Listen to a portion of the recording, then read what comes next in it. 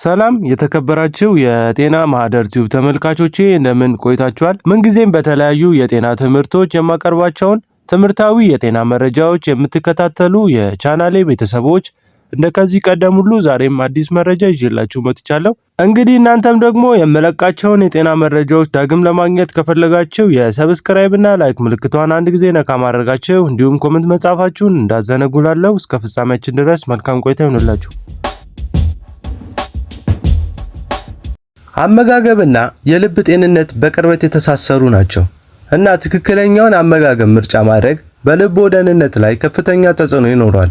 በአመጋገብና በልብ ጤና መካከል ያለው ግንኙነት በመረዳት ግለሰቦች ጤናማ የልብና የደም ሕክምና ስርዓትን ለመጠበቅ ንቁ እርምጃዎችን መውሰድ ይችላሉ። የተመጣጠነ አመጋገብ የልብ ጤናን ለማሻሻል ወሳኝ ሚና ይጫወታል።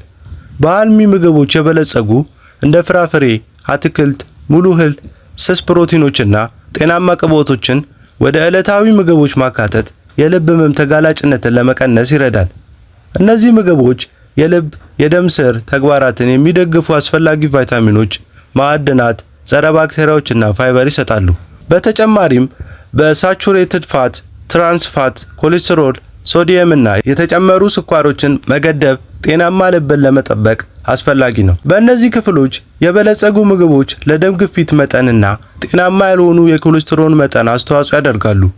ሁለቱም ለልብ ህመም ተጋላጭ ናቸው። በተጨማሪም እንደ የሜዲትራኒያን አመጋገብ ወይም የደም ግፊት መጨመር ለማስቆም የአመጋገብ ዘዴዎች አመጋገብን መከተል በልብ ጤና ላይ አዎንታዊ ተጽዕኖ እንዳለው ታይቷል። እነዚህ አመጋገቦች እንደ ፍራፍሬ፣ አትክልት፣ ጥራጥሬዎች፣ ለውዝ ዘር ያሉ ሙሉ ምግቦች ላይ አጽንኦት ይሰጣሉ። እንዲሁም የተቀነባበሩ ምግቦችና ጤናማ ያልሆኑ ቅባቶችን ይቀንሳሉ። በተጨማሪም ጤናማ ክብደትን በተገቢው የተመጣጠነ ምግብ መመገብ የልብ በሽታን ለመከላከል ቁልፍ መሆኑ ልብ ሊባል ይገባል።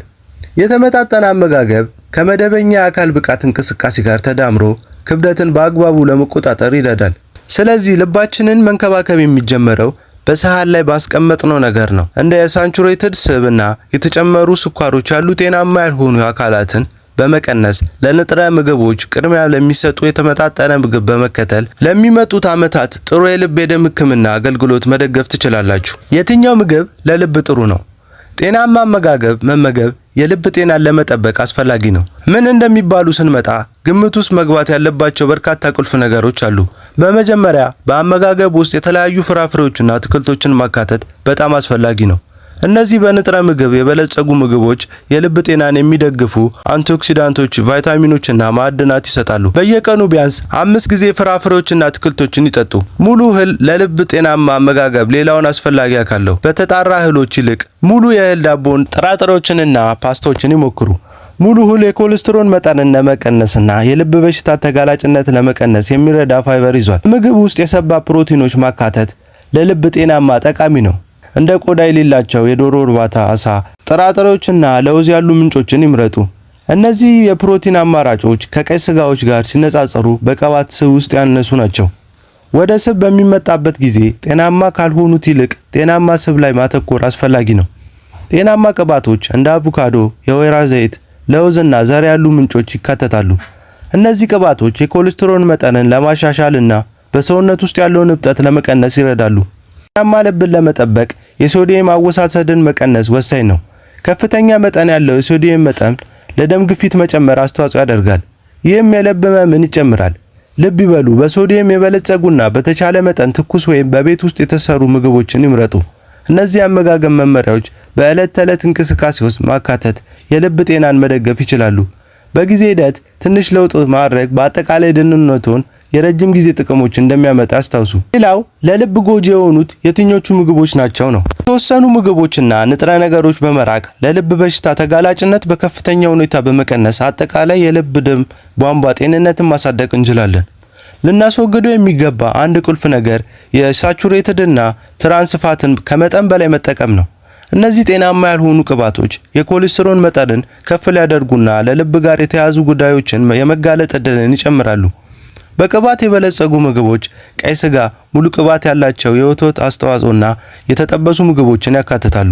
ትራንስ ፋት በተለመዱ የተዘጋጁ መክሰስ፣ አንዳንድ ማርጋሪኖች ውስጥ ይገኛሉ። ሌላኛው መጠንቀቅ ያለብን የምግብ ንጥረ ነገር ከመጠን በላይ በሶዲየም አወሳሰድ ነው። ከመጠን በላይ ጨው መጠቀም ለደም ግፊት መጨመር ያስከትላል። ይህም ለልብ ላይ ጫና ስለሚፈጥር የልብ ደም ስር ችግሮችን የመጋለጥ ዕድልን ይጨምራል። የተቀነባበሩ ምግቦች፣ የታሸጉ ሾርባዎች፣ ፈጣን ምግቦችና ጨዋማ ምግቦች ብዙውን ጊዜ በተደበቀ ሶዲየም ይዘት የተሟሉ ናቸው። በተጨማሪም ለተሻለ የልብ ጤና ሲባል የተጨማሪው ስኳር መገደብ ወይም ሙሉ በሙሉ ማወገድ አለበት። ከፍተኛ የስኳር መጠን መውሰድ ከመጠን ያለፈ ውፍረት፣ የስኳር በሽታና እብጠት ጋር ተያይዟል። ሁሉም ለልብ በሽታ ተጋላጭነት አስተዋጽኦ የሚያደርጉ ምክንያቶች እንደ ሶዳ ወይም የፍራፍሬ ጭማቂዎች፣ ስኳር የተጨመረባቸው ጣፋጭ መጠጦች በውሃ ወይም ጣፋጭ ባልሆኑ አማራጮች መተካት አለባቸው።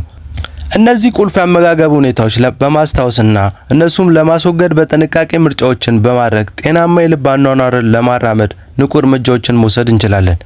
የረጅም ጊዜ የልብና የደም ስር ደህንነትን በተመለከተ በአመጋገብ ልምዳችን ላይ የሚደረጉ ጥቃቅን ለውጦች ትልቅ ለውጥ እንደሚያመጡ ማስታወስ ጠቃሚ ነው። 10 የልብ ጤናማ ምግቦች አረንጓዴ ቅጠል ያላቸው አትክልቶች ናቸው።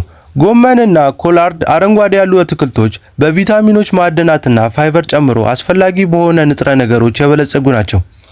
ዝቅተኛ የካሎሪ ይዘት ያላቸውና ጤናማ ክብደት ለመጠበቅ ይረዳሉ። ይህም ለልብ ጤና ጠቃሚ ነው። ሁለተኛው ያልተፈተገ ስንዴ ነው። እንደ ቡናማ ሩዝ፣ አጃ፣ ገብስና ባኮት ያሉ ሙሉ እህሎች ውስብስብ በካርቦሃይድሬት፣ ፋይበር እና የተለያዩ ቫይታሚኖችና ማዕድናት ይሰጣሉ። የኮሌስትሮል መጠንን በመቀነስ የደም ስኳርን መጠን በመቆጣጠር የልብ በሽታን የመጋለጥ ዕድልን ይቀንሳል። ሶስተኛው የቤሪ እንጆሪ፣ ብሉቤሪና እንጆሪ ያሉ የቤሪ ፍራፍሬዎች በጸረ አንቲኦክሲዳንት በተለይም ፍላቮኖይድና ፓኒፎሎል ተጨምረዋል። እነዚህ ውህዶች የኦክሳይድ ውጥረትን፣ እብጠትንና የልብ በሽታ ስጋትን ለመቀነስ ይረዳሉ። አራተኛው የአሳና የአሳ ዘይቶች ነው። እንደ ሳልመን፣ ማክሬል፣ ሰርዲንና ቱና ያሉ የሰባ አሶች ምርጥ የኦሜጋ 3 ፋቲ አሲድ ምንጮች ናቸው። እነዚህ ጤናማ ቅባቶች ትራይግሊሰሪድን በመቀነስ እብጠትን በመቀነስና የልብ ምትን በማሻሻል ለልብ ህመም ተጋላጭነት እንደሚቀንስ ተረጋግጧል። አምስተኛው ለውዝ ነው። የለውዝ ወልትስ እንደ ማግኒዥየም እና ፖታሲየም ያሉ ለልብ ጤናማ ስብ፣ ፋይበር እና ማይክሮ ኤሌመንቶች ምንጭ ነው። መጥፎ የኤልዲኤል ኮሌስትሮል ለመቀነስና የደም መርጋት አደጋን ለመቀነስ ይረዳሉ። ስድስተኛው የቺያ ዘሮችና የተልባ ዘሮች ናቸው። እነዚህ ዘሮች በፋይበር፣ ኦሜጋ 3 ፋቲ አሲድ የበለጸጉ ናቸው። በኮሌስትሮል መጠን ለመቀነስ፣ እብጠትን ለመቀነስና በአጠቃላይ የልብ ጤናን ለመደገፍ ይረዳሉ። ስምንተኛ ነጭ ሽንኩርት ነው። ነጭ ሽንኩርት የደም ግፊትን መቀነስ፣ የኮሌስትሮል መጠንን በመቀነስና የደም ቧንቧ ስራን ማሻሻል ጨምሮ ከበርካታ የልብ መከላከያ ጥቅሞች ጋር ተያይዟል። ዘጠነኛው የወይራ ዘይት ነው። ተጨማሪ ድንግል የወይራ ዘይት የሜዲትራኒያን አመጋገብ ዋና አካል ነው። በጸረ አንቲኦክሲዳንትስ የበለጸገ ነው። በተለይ ሞኖሳቹሬትድ ያለበት አዘውትሮ መጠቀም እንደ የልብ ደም ቧንቧ በሽታ ያሉ ስር የሰደደ የልብ በሽታዎችን አደጋ ለመቀነስ ይረዳል። አስረኛው የአልሞንድ ፍሬዎች ናቸው። ለውዝ የቫይታሚን ኢ፣ ማግኒዥየም እና ፖታሺየምን ጨምሮ የቪታሚኖችና ማዕድናት ምንጭ ነው። እነዚህ ንጥረ ነገሮች የደም ግፊትንና እብጠትን በመቀነስ በመረዳት የልብ ጤናን ይደግፋሉ። 11ኛው አረንጓዴ ሻይ ነው። አረንጓዴ ሻይ በጸረ አንቲኦክሲዳንት በተለይም ካቴኪን ከፍተኛ ይዘት ያለው መሆኑ ይታወቃል።